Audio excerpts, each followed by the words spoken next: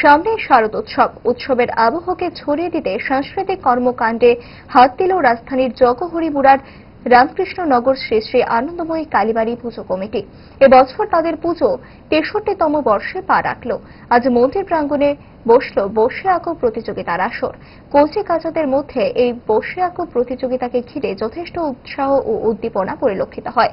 এই কর্মসূচি নিয়ে পুজো উদ্যোক্তা কমিটির এক প্রবীণ সদস্য জানিয়েছেন, শ্রী শ্রী আনন্দময়ী কালীমাতা বাড়ির ৬৩তম দুর্গাপূজা উপলক্ষে ৪টি গ্রুপ নিয়ে বসে প্রতিযোগিতার আয়োজন করা হয়। প্রতি বছরের মতো এবারও আয়োজন করা হয়েছে ৪টি গ্রুপ। মূলত উদ্দেশ্যটা কি? মূল উদ্দেশ্য সমাজ